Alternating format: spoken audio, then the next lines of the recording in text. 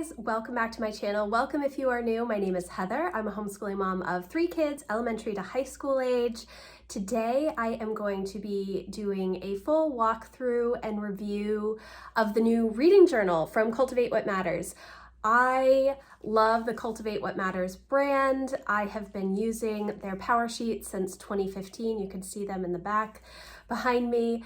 And anytime there is a new product, I do buy it because I like to see what is offered. Now, this year I have been using an Erin Condren monthly planner as my reading journal slash book log slash reading log, or whatever you want to call it. Anything reading related has been going in that monthly planner, and I'm really enjoying that. I don't know what I'm going to do for next year, but when I saw that they came out with a reading journal from Cultivate What Matters, I really wanted to take a look. I haven't looked at this in person at all, but from what I've seen online, I think I might end up giving this to Emma to use for her reading journal. This year I was going back and forth between this and the new A5 Erin Condren reading journal that they came out with the back to school collection. Jack actually has a Star Wars version of this reading journal that he's been using this past year, and he really likes it. I think it's a little too young for Emma in high school, and I'm actually trying to bridge her into doing a lot more annotating with her books this year, but I think that a guided reading journal will be very helpful for her. So I'm going to turn the camera around and go through this with you and share my thoughts. So here's a cultivated reading journal. It has a little bit of gold foiling on the front. It's really pretty with this floral design. Then you open it up and it's this peach color opening pages. The cultivated reading journal, the reader behind this journal, and then a little why we do what we do and a table of contents, which I actually really like this because sometimes when you're flipping through a bunch of things, it can be a challenge, especially since there's no tabs on this. So it has prep work, habit tracker, a to be read list, book log, bucket list, book lists, favorite quotes, lending library, final reflections, a little note from Team Cultivate. And then you move into this prep work. Yes, it is the prep work. A cultivated reader, reading goals for the season, what worked last year, what didn't work, when I like to read, how I like to read, why I like to read, what I like to read, areas of my life I'd like to grow through reading. This would be, this actually fits right in with the categories that the power sheets have. This year, the power sheets have really focused on these 8 areas, and that's how they filter all of their goals through the power sheets, which when I share about my goals later this week, you will see I've been having some challenges with this. But I do think that this is good, especially if you're doing a lot of nonfiction or self-reflection and trying to learn new skills or, new ways of life, new routines, whatever. I find the best books through, this is interesting, I find a lot of books through social media. Instagram really has me pegged with all of their Amazon ads for books. Reading habit tracker, I really like this. Little by little adds up. Even 10 to 15 minutes of reading each day can change your perspective, teach you something new, bring delight to your schedule, and help you tear through that to be read list. And so you can mark off every day that you read throughout the year. And it does go January through December, although I don't believe this is dated at all. So you can start at any time. Books I want to read, and then there is space for title, author, nonfiction or fiction, recommended by, and whether or not you have read it. And you have several of these pages. So there's 20 spaces on each page. So 20, 40, 60, 80, 100 books. That is a great start for a to be read list. I am a mood reader. So I'm not very good about writing down books that I want to read throughout the year. Sometimes I do. I have in the past. I was looking through my old blog posts, and in 2015 I did have a whole list of books that I wanted to read that year, and I did read all of those books. So sometimes there are definitely times when I have a book list, but recently I've just been mood reading. Books read, and I really like this these little designs. I've seen these in bullet journals a lot, where people will have you know, a little shelf with books, and then they'll either write the title or color them in. It says mark your progress and color in the books as you read. So these are kind of small. I think it'd be very difficult to write a title here, but definitely coloring them in, that is pretty neat. And then you move into, I guess, like a review section. Let me see what it calls it at the beginning.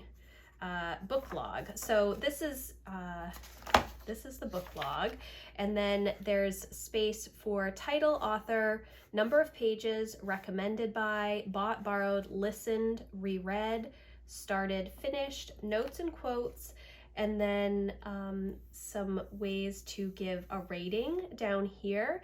And I think that this is really good, and this part is why I was thinking that Emma might enjoy it, just to have a little bit of space for notes and quotes, or she can do a little drawing.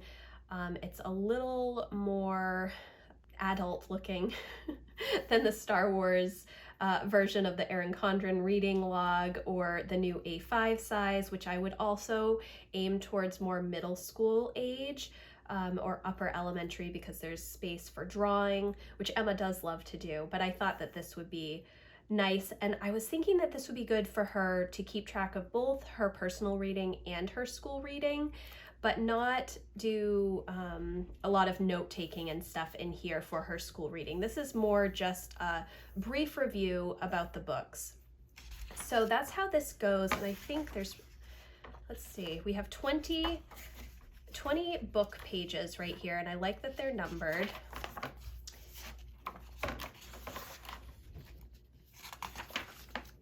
And then you move into books help us cultivate what matters, reader's reflection.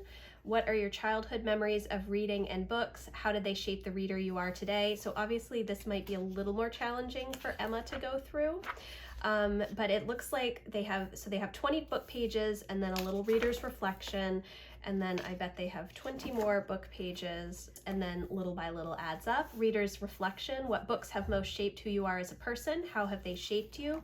So I really like that they have these little reader's reflections after each 20 books that you have read. And I also like that, you know, this isn't some sort of a dated planner type thing like my monthly planner is. So this could definitely, if you don't read a ton of books each year, this would be very good to keep track of books over a longer period of time. What books have changed how you live your life in big or small ways? What change did they spark?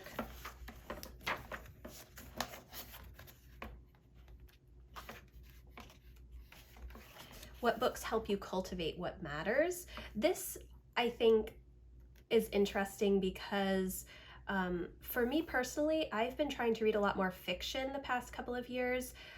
Before that, I mainly read nonfiction and like self-help, self-development, you know, business books, all of that kind of stuff, which I still enjoy quite a bit.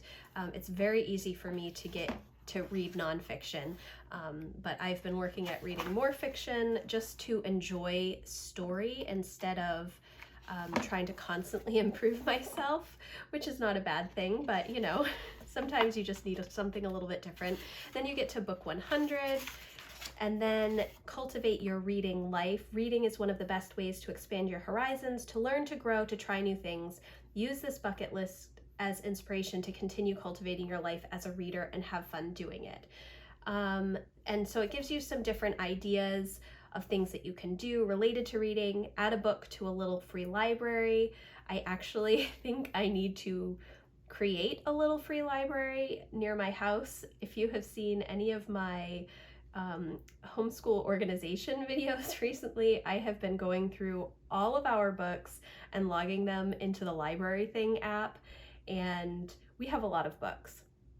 Some of them I could probably let go of. And I also actually have a lot of ARCs from publishers when I used to review a lot of books on my blog. So I'm got a lot of books in the house. Host a book swap, meet up with a friend for a reading date, in hammocks at a cafe at the library. That sounds like fun. Reread a favorite young adult book, read a prize winner, read a graphic novel, read a classic you've never read before, watch a book-inspired movie. We do this every time we read a book for school, and there is any sort of movie or TV show or anything associated with it. We always like to do that as part of our homeschool.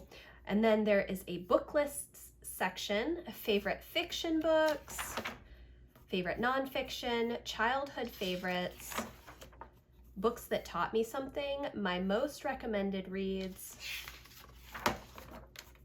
and then a couple choose your own, and then a favorite quote section, book title, page, and the quote. This I really like. I've been trying to do better about writing down quotes, which I used to be really good at, and that was part of the reason that I got the monthly planner from Erin Condren this year, thinking there are line pages between each monthly spread. I could use that for reviews and quotes and notes. I have not really done that at all.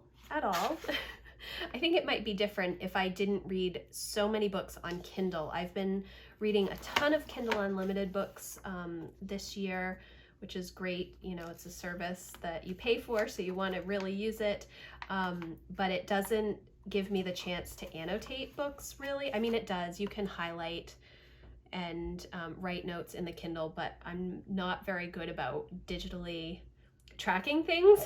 So I'm much better when I'm reading a book and highlighting and writing notes in the margins. That's typically what I do with physical books. My lending library, part of the joy of reading is sharing books with the ones you love. Track your personal lending library, books loaned and books borrowed on these pages. That's kind of nice just for memory keeping, just to keep track of who you're connecting with the books that you're reading. And then end of season reflections on my goals for this season, books I'll recommend most, favorite reading memory, achievement I'm most proud of, favorite new authors, books that taught me the most, top 5 books this season, books that surprised me, favorite fiction and favorite nonfiction reads. And then a little dot grid page. And that is the end of the journal. So there is also this little ribbon so you can keep track of where you are in the book, in this journal. So that is the Cultivated Reading Journal. I really like this. I think it's very simple, and it has, I think, just enough to keep you on track with reading, and it gives you some different ideas on how to keep reading, or if you get stuck. I like the list pages of books that you love, and then the books that you want to read up in the front as well. So that is the Cultivated Reading Journal. I hope that you liked this video. If you did, please give it a thumbs up, and I will see you in the next one. Thanks, guys. Bye.